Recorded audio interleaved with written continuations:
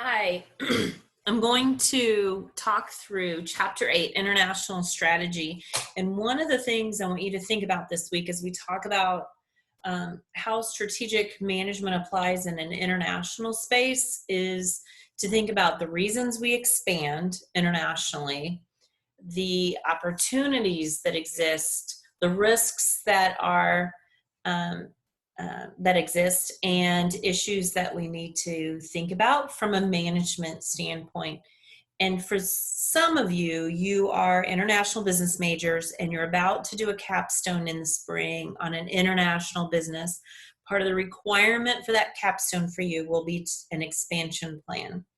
So one element I want you to remember is that when we talk about this week, as we discuss international strategy specifically, when we talk about domestic markets, we're talking about wherever the organization is founded and begins. So you might start an organization in another country. If you started in England, that's your uh, domestic market in that context. And so this chapter looks at the opportunities and outcomes that are facing firms. And this chart, maybe on the next page here, is a really good example of an overview of the things we have to think about. So when we talk about basic benefits, meaning opportunities for organizations to expand, we think about these first, these areas of market size. What's the potential? What's the economies of scale? What are my opportunities to save money? Remember that economy of scale means when I buy more, I pay less, kind of supply and demand.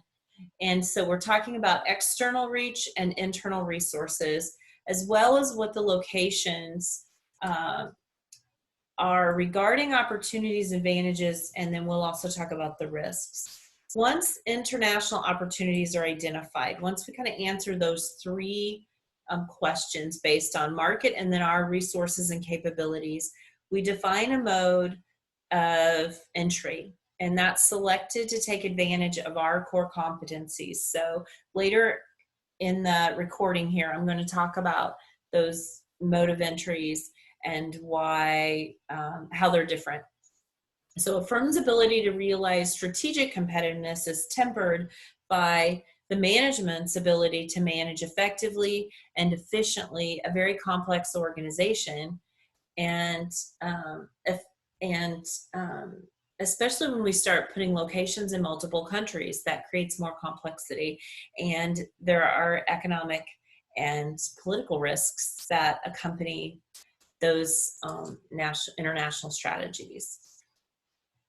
Obviously, our outcomes and competitiveness, competitive outcome is that we can identify the competitors in other countries and beat them by providing better performance and more innovation.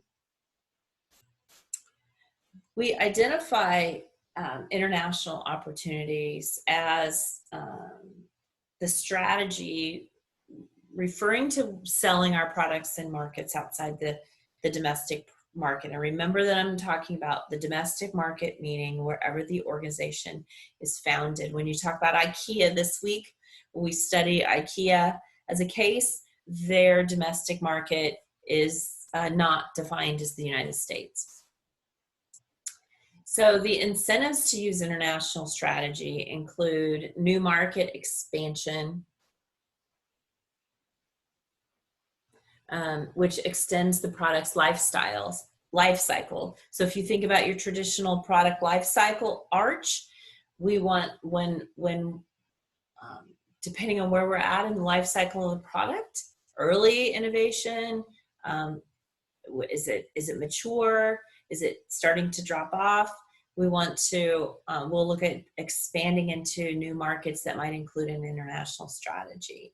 We might decide to use an international approach because we want to gain access to materials and resources that are more available in another country. or that we can integrate operations from an internal space to create a global, efficient process operationally. We might find better developing technologies in another country, and we might find new opportunities that we identify in other countries. So we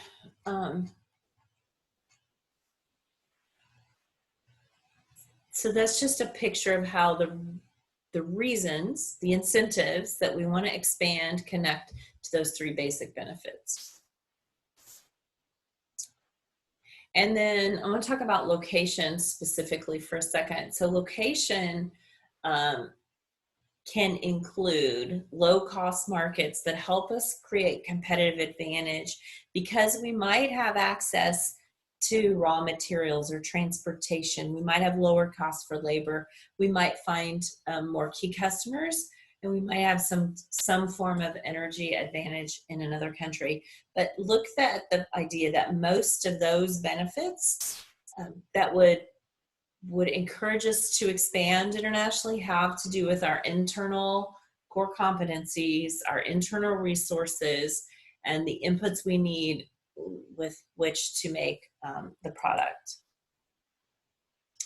So as we look at Porter's Diamond of Advantage model, which is in your book in figure 8.3, we can determine national advantage. So what's that mean? There are 4 interrelated national or regional factors that contribute to the competitive advantage of firms. So the factor conditions, well, let me pause a second and say that you've got 2 things going on here. So you've got 3 rings that talk about the culture of the organization and what's going on from inside the organization culturally, institutionally, and regulatory definitions of what's happening in a variety of countries. And then we've got political stance. So those 3 areas will connect and overlay onto these 4 determinants of national advantage. And so what are we really talking about here? So we're talking about, I'm going to break down these 4 factors. So the first factor is the factor of production. And what we're talking about is what factors or conditions refer to the inputs necessary to compete. So it might be labor, land, natural resources, capital. It might be infrastructure. It might be more complex things like digital communication systems or educated workforces that are available. So all those things we just talked about on the previous slide are factors of production. Those are internal. They provide a competitive advantage if I can do them more efficiently. If I can get them cheaper, can I create an economy of scale? Can I transport my goods better, faster, easier, cheaper? And do I have more potential capital in another country? Those are factors of production. And I'm going to look at those over the context of informal institutions, culture. How do I operate this organization? What are the regulations within those industries, production issues in various countries? And what are the political climates and how do they affect what I can do from a production standpoint? So then we also will then go look at the demand conditions. And here we're talking about the nature and the size of the buyer's needs in the home market for the industry. So the size of the segment can create demand sufficient to justify the construction of scale efficient facilities. What are we talking about? So we're talking about what's the demand in the home market, what's the customer demand, and how is it influenced by culture, regulation, and policy. I will tell you that IKEA, as you talk about the consumer demand, there's some major issues that IKEA had to deal with in one of their expansion ideas within that particular case. So then we'll talk about related and supporting industries as the third factor. What are we talking about here? We're talking about the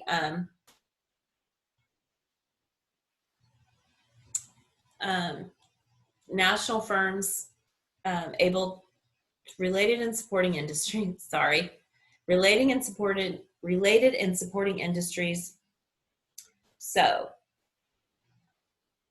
let me give an example. Italian firms are the world leaders in the shoe industry because of the related and supporting industries that are present in Italy, meaning there's a mature leather processing industry, design and manufacturing, and leather working. So that will have a dynamic that we need to consider if we're looking at expanding into that industry, or do we want to just take advantage of those competencies in Italy? In Japan, we know that copiers and cameras, or cartoon and consumer electronics, video game industries are world leaders. Japan is a world leader in those industries. Therefore, those related and supporting industries will impact decisions that we make. And then the fourth one is firm, strategy, structure, and rivalry. So firm, strategy, structure, and rivalry have to do with how are we working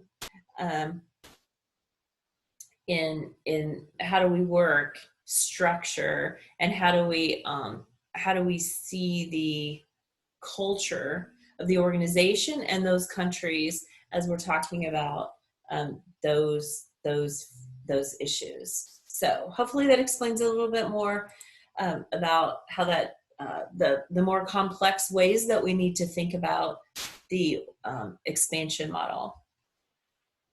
So we've to select a strategy, we need to think about the scope of the operations. So what are we creating and where do we want to sell it or create it or make this product, sorry. It's required when the firm operates in multiple industries or multiple countries, then we are looking at a corporate level strategy that's international focused. And the headquarters unit and culture, operations, and location guide the strategy. But business level units and managers have strategic input into that decision. But the idea that we have to think about where's the headquarters and how is that impacting the organization. And again, IKEA is a great example of this. You'll see, you are going to see, or you have already seen issues around those points. So there are 3 international corporate level strategies, and we take all those factors we just talked to into account to decide one of these 3. So if you look at this chart, we have on the need for local responsiveness, meaning how local is the culture, how important is it that we change our product to a local culture, to a local standard, to local industry, or a need for global integration, and how common can everything be across a global viewpoint. And so those 2 issues show up in these 3 strategies. So a multi-domestic strategy means where strategic and operating decisions are decentralized out to the strategic business units in every country in order to tailor the products and services to local markets. So the multi-domestic strategy means that we assume there are business units in different countries, they're independent of each other, and they need to customize and make products that are tailored to those specific local markets. And we assume that we don't have strong economy of scale. That's not possible because of demand for that market-specific customization. So I'm not creating one thing that spans across all countries. Sony's entertainment business changed a few years ago its strategy from global to multi-domestic when it decided to produce films and programming for local markets around the world. So they have production facilities in Latin America and in Asian countries and in the United States, and they're different. They provide different foreign language programming in each of those countries. They're not interconnected, as an example. So then a global strategy is one where a very standardized product is offered across the world, across countries, across different markets. It has a consistent competitive strategy that's dictated by the home office because it has a high need for global integration. So it attempts to achieve integration across any national or industry lines, and it emphasizes an economy of scale here. And so an energy provider is an example. When an energy provider can provide similar energy across multiple countries with very little difference in as it provides it out into other countries. IKEA has attempted a global strategy, and we'll talk about in the case study how they approach that. A transnational strategy is a corporate strategy that seeks to achieve both global efficiency and local responsiveness. So it's a combination of those two, multi-domestic and global strategy. It's very difficult to achieve because it requires both a very strong central control, headquarter control, and coordination to achieve efficiency, like a global strategy would, and it requires very local flexibility and decentralization to achieve a local responsiveness. So it mandates this shared vision, but individual commitment within each country. And it's very difficult to achieve. So those are the three corporate level strategies. And then we want to talk about environmental trends. And then so what we're talking about here is how do we move into those countries? What's the type of entry for those countries? So we will talk about each of these kind of briefly. So exporting is common, but not necessarily the least costly or the most profitable form. Exporters have no need to establish operations in other countries. I'm just going to send items I make in a domestic market to another country. Disadvantages have to do with high transportation costs, tariffs, and less control over marketing and distribution. I can also decide I'm going to license. I'll also say that small businesses are most likely to use exporting, but can also be complicated for them. So licensing means that I give authorization to a foreign firm to manufacture and sell my product in a foreign market, and that the licensing firm or the licensor is paid a royalty back for every unit that the licensee in another country produces and sells. We'll see products that are more commodities in that fashion. Might be Coca-Cola might license products to be made and sold in another country, as example.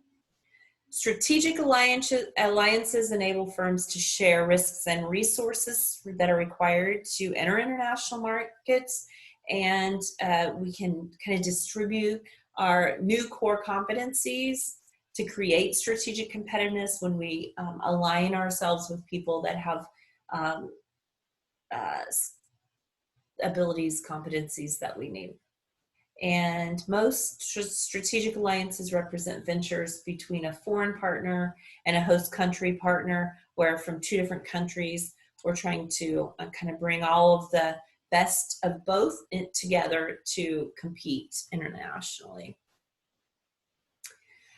We can also acquire an organization and have cross-border acquisitions that are becoming more popular and are increasingly more significant. And we talked about some of the reasons for that in Chapter 7 for mergers and acquisitions. But it can be very expensive because of debt financing if we're going to acquire an international space, and can require difficult and complex negotiations. So that can be a little more difficult. And then a new wholly owned subsidiary is when we create kind of this new venture, achieved with maximum controlling interest over the venture by one organization. And